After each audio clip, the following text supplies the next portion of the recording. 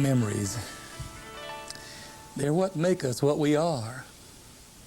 We all find satisfaction from looking back at those special people and events that made a difference in our lives.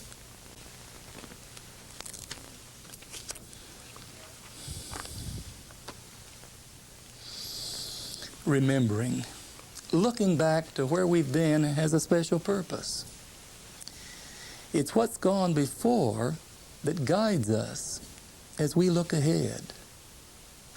Looking back, examining our successes and our failures, our joys and sorrows, helps us to see a little bit clearer as we look toward tomorrow.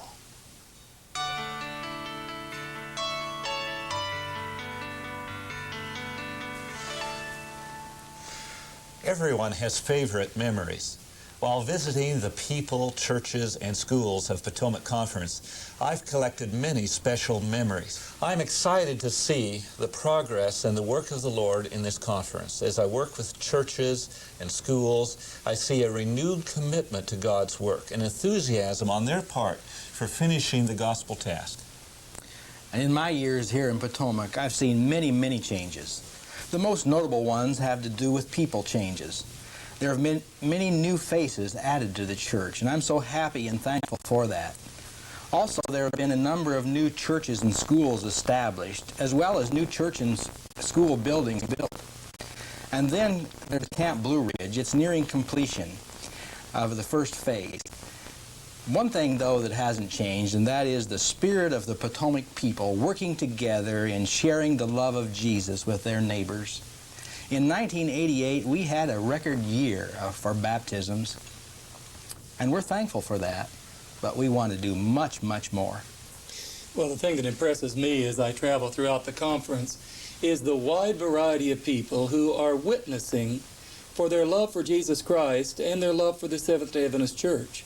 And it is not just because these people believe in the organization. They are the mission of the Seventh-day Adventist Church. And this is really evident in our annual PEDS meetings, where we meet with our pastors, elders, deacons, and deaconesses. In these meetings, we not only offer them instruction and training, but they share with us their questions and their concerns. It just builds a great spirit of unity. Winter, we had the friendship celebrations, in which we celebrated the conclusion of the year, drawing together of people of every age. One of the favorite memories for people of the Potomac Conference is camp meeting. It's a tradition for generations. We've had camp meeting every summer. Camp meeting at Shenandoah Valley Academy provides a spiritual festival for a major portion of the constituents of our conference. Last summer, we had something of a new face for camp meeting, some new events and new activities that brought even greater excitement to camp meeting. I find that the memories of camp meeting to be very, very important in my life. And this year, there's a whole new approach to the camp meeting concept. We're calling it the Campers Camp Meeting. I think this is going to be a blessing to young and old alike. And best of all, it's on the grounds of the brand new Camp Blue Ridge. Well, I hope that many of our families will come to Campers Camp Meeting. It will provide activities for families of all types. Plus, it will provide the launching pad for you and the family in the Potomac Conference. With exciting events planned, it will be a tremendous blessing. I hope many families will come to Campers Camp Meeting. Well, You for the Family will be a launching pad for families, and we need it badly. But we have a number of other commissions that are functioning very, very well. We set up a commission on unwanted pregnancies, which our group now has renamed Christian Sexuality. And we are dealing there with how can we better educate our young people, our children actually, in the human sexuality and the beauty and the sacredness of a relationship between people. We're dealing with some major issues such as abortion, how to take care of unwanted pregnancies, and a large number of people are involved in this. Another commission that we have is a commission to hold young Adventists of the church. This commission is dealing with standards and with the various issues that younger people are facing today. These are typical examples of the conference trying to come to grips with the issues that are facing our members in their everyday life. And we are reaching out prayerfully to try to find God's answers to these present needs. As liaison with education in the Potomac Conference, I'm excited about a new organization in Potomac, the K-12 constituency. This constituency provides the opportunity for the Tacoma Academy Board, Shenandoah Valley Academy Board, and K-10 Board of Education to come together on an annual basis to dialogue on the future of Adventist education in Potomac. We are also involved with Project Affirmation in the Potomac Conference, providing input to the North American Division on issues regarding the future of Adventist education across this division. I've been encouraged to find something out about our young people. They are intelligent, they are active. Our young people are committed to the future of the Adventist Church. This church enjoys a very positive future because of the type of young people that we have. Our commitment to the youth of this church needs to remain strong. We have a good future. It's in their hands.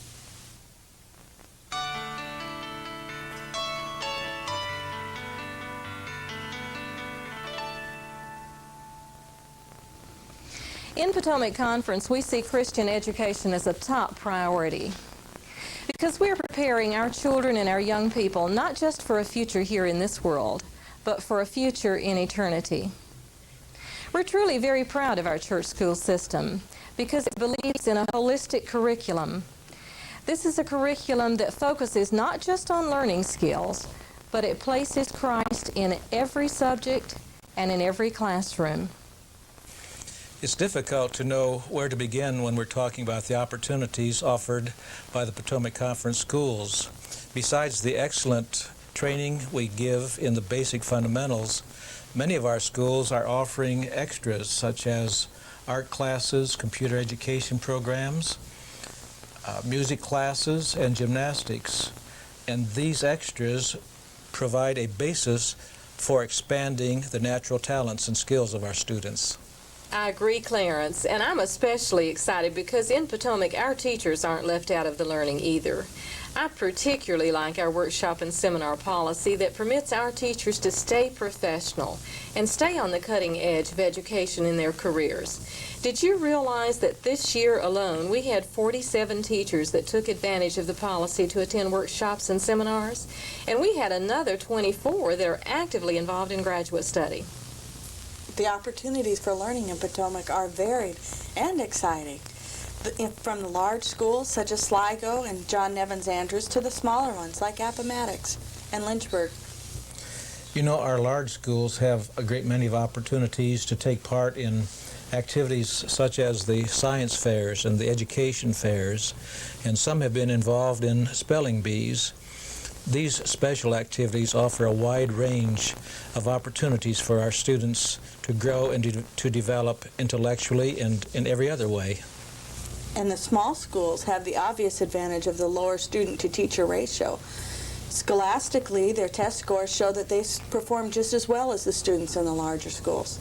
In addition, they also have the opportunity to work together and develop community spirit and teamwork. You know, there's one thing about all of our schools, regardless how large or small they are, and that's a common factor that they are all learning how to share their love for Christ through example and through practice. Spiritual emphasis is an essential part of the program of every one of our church schools.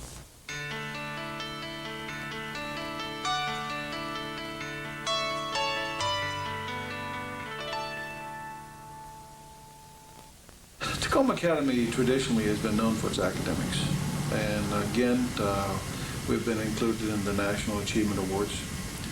We have 2 finalists this year, and which to me is exciting because of the young people who have achieved this particular thing. I've been here 11 years, it's my 12th year. This will be my 3rd year as principal of Tacoma Academy. And I can truly say in 27 years of teaching all across the United States that this is really the best educational year I have ever experienced at any school. The parents have been cooperative. The students have been just super. And I think the faculty have pulled together and worked as a team. And the teamwork that they have really pulled together for us, the students know that we're walking step in step. They have a lot of spiritual programs to go on. Also, they have Maranatha, and there were some kids that went on church Maranathas in the group, and so it wasn't just the school. There were other Maranatha groups too, and so they have the Bible conferences, and we have a lot of week of prayers, and they have student week of spiritual emphasis, and a lot of just different spiritual programs, and it's really a lot of fun, and you feel, that they're trying to help your relationship with God. Those that have gone to boarding school probably have some of the fondest memories, even more so than those of us that have gone to day school, because of the closeness, the family unity that's involved in living in a dorm. It's exciting when we watch what's going on in the world today. There's a lot of questions in everybody's mind, a lot of concerns, a lot of fears. We don't know where we are in relationship to the second coming, but it's pretty obvious that it's close. And I think because of that, what's going on in the world, the technological society that we live in, it gives us a unique experience today working with young people. SBA offers a lot of opportunities, sports. I'm in the band, and we go all over the place in band. I get to go a lot of places that I wouldn't normally get to go to. I've gone on a mission trip that took us down to the Dominican Republic last year, so I've been a lot of places because of the school. Our educators can't do the job alone. Each member of the church is responsible for the spiritual, the mental, and the physical welfare of our boys and girls. Our schools can only survive and succeed if we have the help of everyone. These young people are the future of the Seventh-day Adventist Church. They're more than just our task. They're our privilege, and they are our responsibility and our opportunity.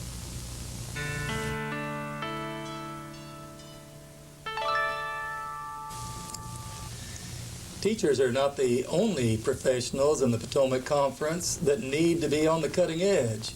Isn't that right, Dan? That's right, Ralph. And we're really proud of our pastors here in this conference. We have 85 men and women that serve as ministers in Potomac.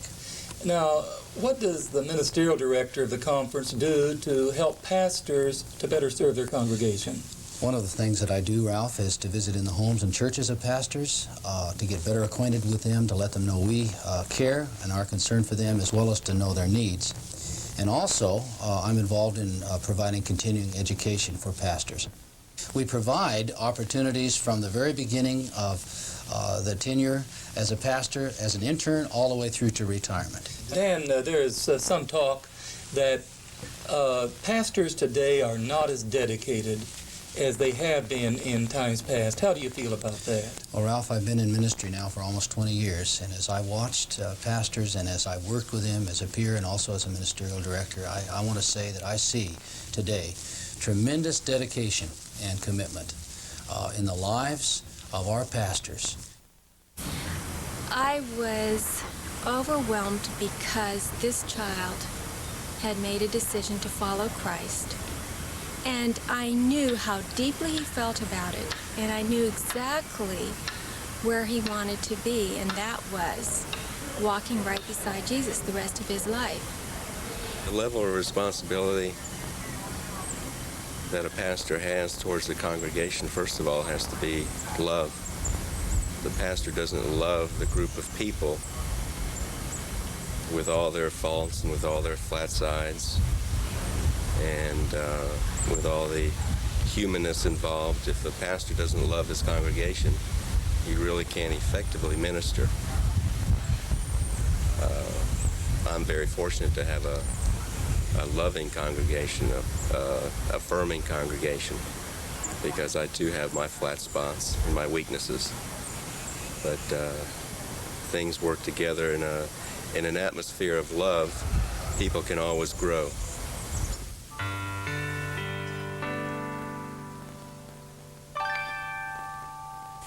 There are many types of ministry in this church. and witnessing for the Lord. The ministry that I'm involved with, Skip, is that of the printed page. Our literature evangelists are men and women who use their talents, laboring long hours, sometimes in very difficult situations, going to homes, sharing the gospel of Jesus through the printed page as well as through their personal witness. I'm very proud of the work our literature evangelists do, carrying the gospel to men and women in this great territory. People like Harold McCoy. I understand that Harold rented his home to some student literature evangelists, and that he noticed their faith. He noticed something different about these young men. They also shared a great controversy with him, and that something tremendous happened in his life as a result. Well, during the summer, the students and I talked, and we decided that we would invite Harold McCoy to the Potomac camp meeting. We figured this would be a place where he could meet our people, and he could really see Adventism in action. In fact, he met a lady there who was to later become his wife. Well, that's great. Yeah, and when camp meeting was over, when he left, he went back home, and of course our summer student program ended and our students went back to school. But Harold was left a great controversy. And in reading this great controversy, his interest in the truth was sparked to such a degree that he would drive 170 miles every day up to Meadowbridge Church, where they were having a Revelation Now seminar. And he did this during the whole course, putting many thousands of miles on the car. But when it was over, Harold was a happy Seventh-day Adventist. Because I meet people all the time that just want somebody to talk to them, especially older people. I meet people all the time that are just thankful for you to come in their house and pray with them. And many times it's not selling books. It's actually being friend to people and actually helping them. And I think the good part about it is they thank you for coming to their home.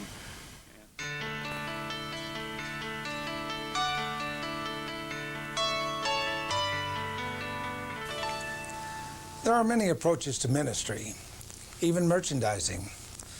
The Potomac Adventist Book and Health Food Center is a retail outlet, but we're also an outreach to a vast community.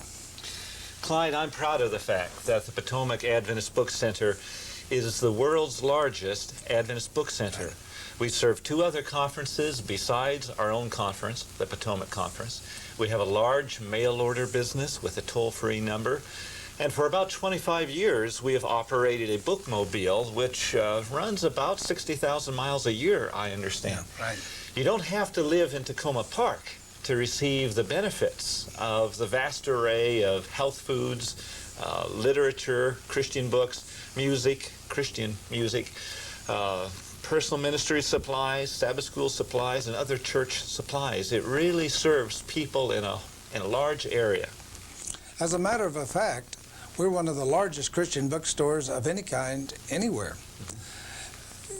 As a result, we draw many non-Adventist members to the store, which is a good way of letting people know about the church. It's good public relations for the church.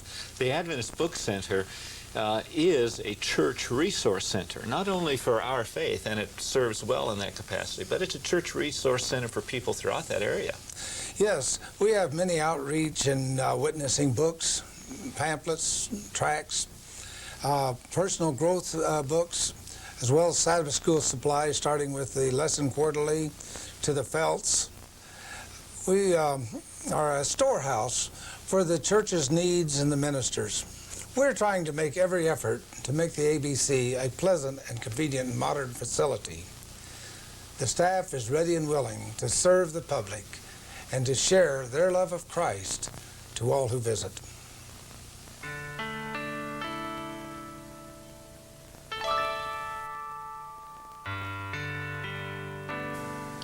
The Seventh-day Adventist Church believes that the local conference treasury is the modern-day equivalent of the storehouse referred to in the book of Malachi as the place where all tithes are to be brought.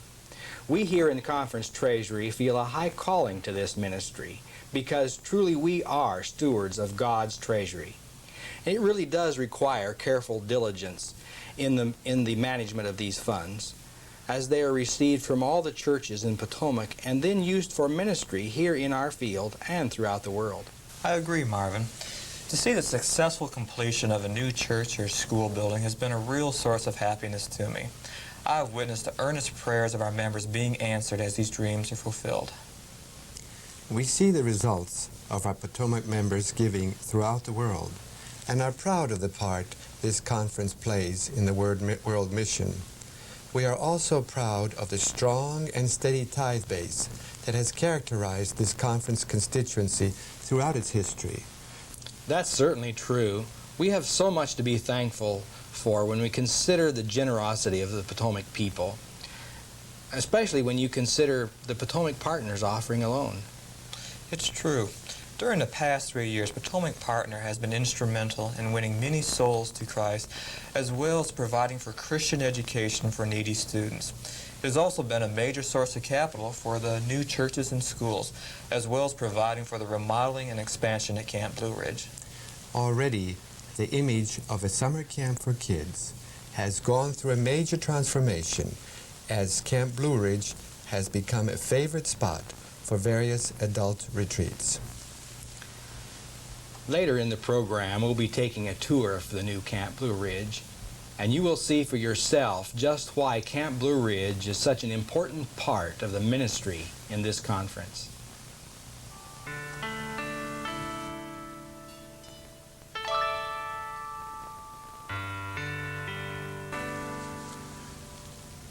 Planning for the future involves all areas of ministry here in the Potomac Conference.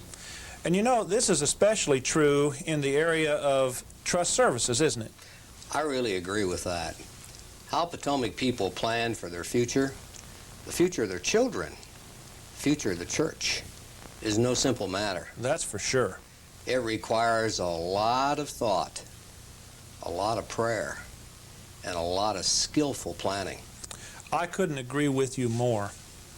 You know, recently I have really been excited to see a growing interest among our conference members in learning the basic principles of sound and effective estate planning. As people come to us for professional assistance and guidance, they have expressed an earnest desire to finish the Lord's work. And you know, that's really what the work of the church is all about, isn't it? That's certainly true. Potomac leaders are making the most out of these God-given funds that come to the conference as a result of wills and trusts, as they direct these funds to encourage and promote and plan evangelistic endeavors throughout the entire conference. I am really convinced that Christian estate planning affords Potomac members the opportunity to share in the finishing of God's work. Throughout the conference, we have seen increased baptisms, new churches, and excellence in Christian education. These are all indications that Potomac people are teaming up to finish the task that God has given to us.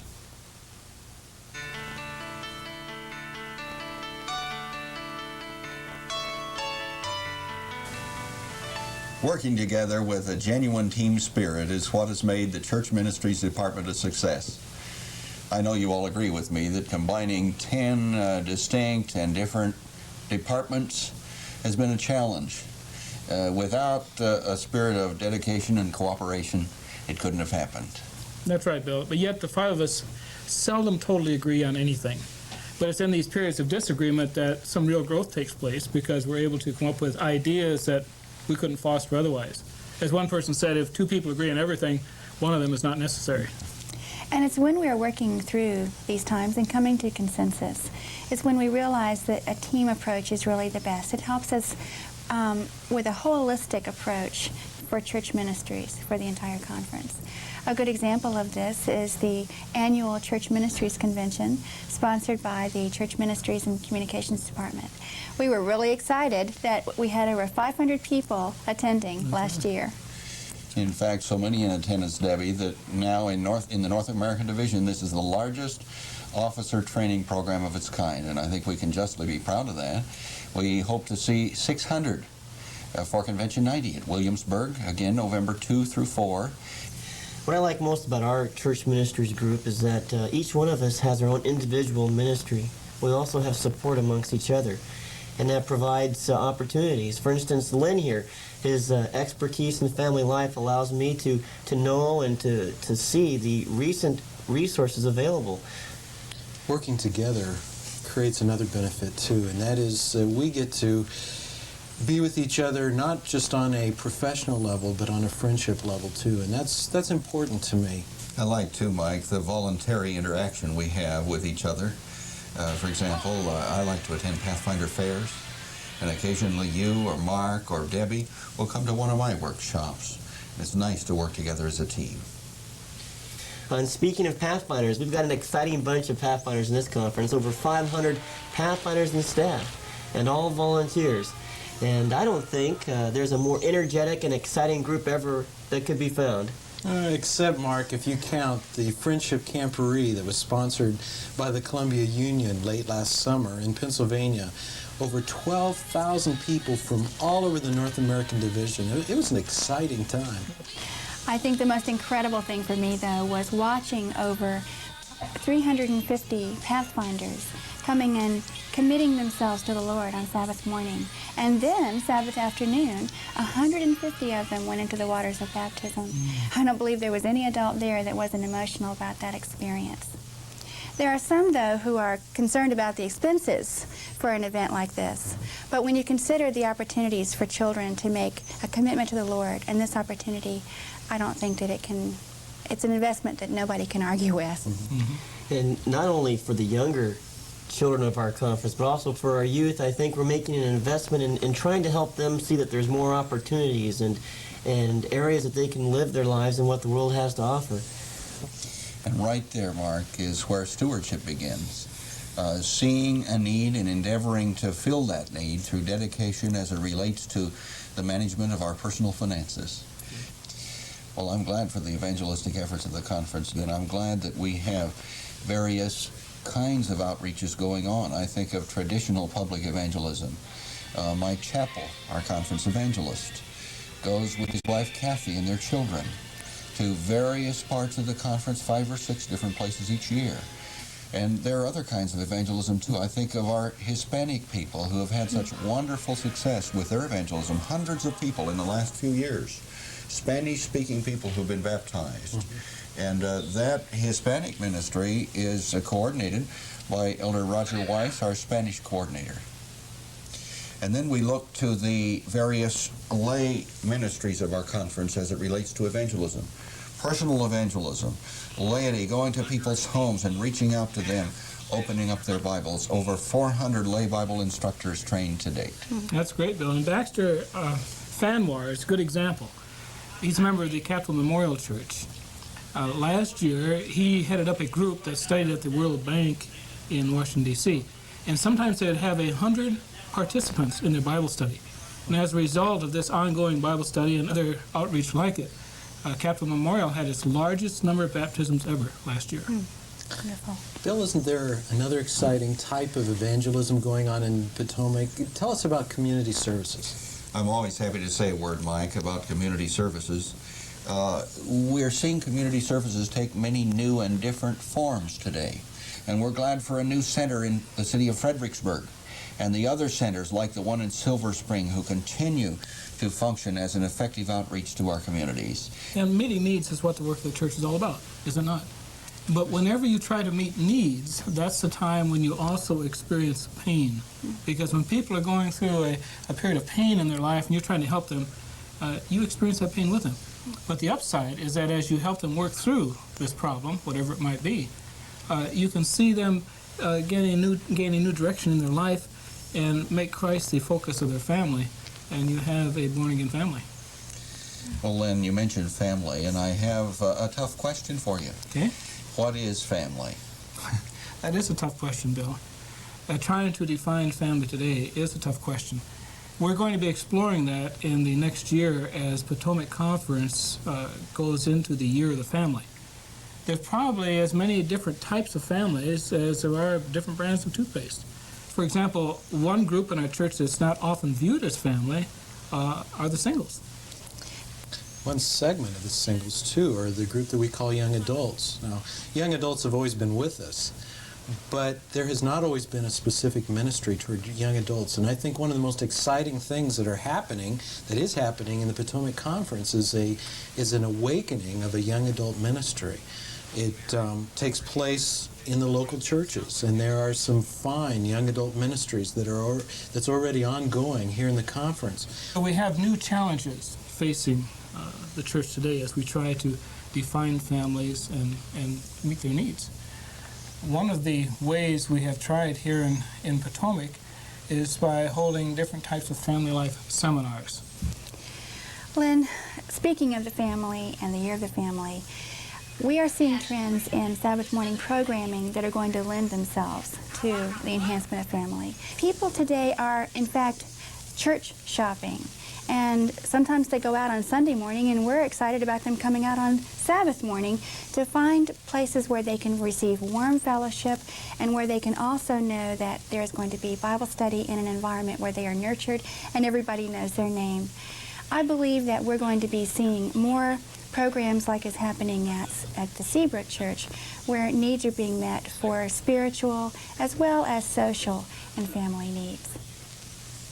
I'm glad you're mentioning the family in connection with Sabbath School. Debbie, we know that the younger set is a very important part of this family situation. What do you have to say about them? Well, Bill, I am really very glad to be working in a conference that places a high priority on children and not only sees them as the leaders of tomorrow, so to speak, but sees them right now as bona fide active members of the community of faith in their churches. We're having exciting things happening in Sabbath School, as shown in the Sabbath School Festival that Sligo provides every year. It's an annual event now. It brings in all the most wonderful things that kids love, enrichment, fun, but also spiritual excitement that kids can say, these people, these adults, they love the Lord, and they're willing to do all these really fun things for me, and I want to be here on Sabbath morning. I believe that kids feel a part of their church family, and they feel needed and wanted. Debbie, I believe children really hunger for that. They want to be a part. We have over 740 come to camp each summer, and they're an incredible bunch. You know, they come off the buses and out of the cars excited. They want to go through the activities, but when it really comes down to it, they also really want to be loved. It sounds to me like we have an ideal evangelism resource there at CBR. It's a great resource. In fact, I wish all of you could see the effect of public calls that are made during camp. No force, no coercion, but children are invited to give their life to Jesus for the first time or to make a recommitment. We also make invitations for children to be baptized, and to see them literally stand out of their seats, come forward, and make a public declaration, especially as you see these teenagers too. To stand in front of their peers and to make that kind of commitment, those commitments last a lifetime. That's right. Well, Children at Camp is part of CBR, part of the total ministry, but I know there's much more. It's much more than just summer camp for children now. There's a whole new element. Maybe you'd like to talk about that. We now have many requests from churches, from groups, conference organizations planning things, families coming for vacations, all these different individuals, different groups, different organizations realizing that Camp Blue Ridge is a super place to get away from the city or just the regular rat race of life and just come apart for a little while in quiet and a very fun atmosphere. As you can see, Camp Blue Ridge has a whole new face. And if you haven't seen it recently, you're in for a great surprise. We'd like to show you Camp Blue Ridge, and here is Mike and Marvin to give you a personal tour. Welcome to Camp Blue Ridge. We're excited about showing you our facility, but there's a few buildings that we still lack that we're eagerly anticipating. For instance, a new dining hall and cafeteria, gymnasium, swimming pool, and an infirmary. What we already have is pretty nice, don't you think, Mike?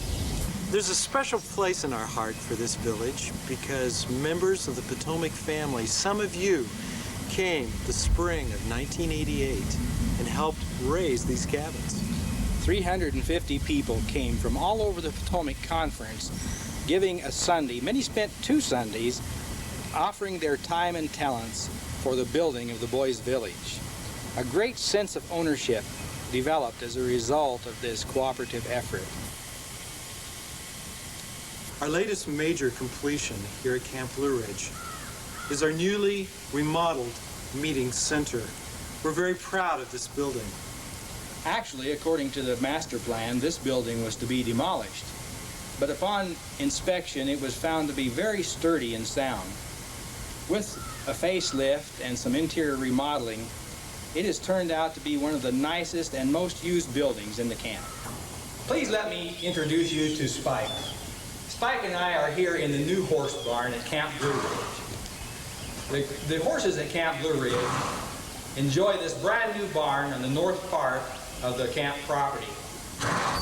We hope that at the next triennial session, we'll be able to give you a report about a building that is to be right on this very spot. Our new cafeteria and lodge is to be built here in this beautiful location. It's through your support that this building can be here.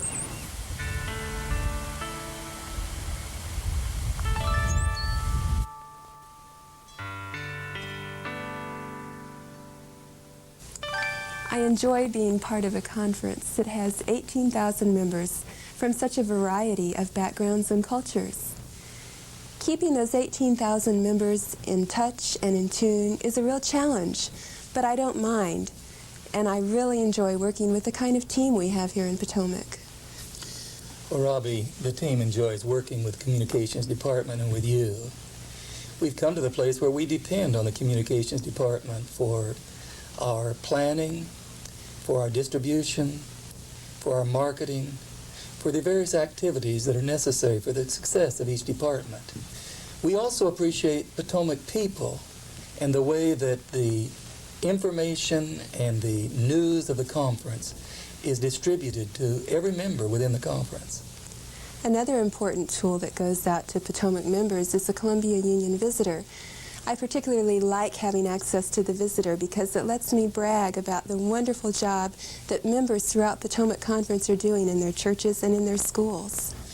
We're always looking for improved ways to keep our members in touch. Well, this particular video is one of those ways. It provides an effective opportunity for us to share what has happened in the recent history of Potomac, and it gives us an opportunity to project into the future.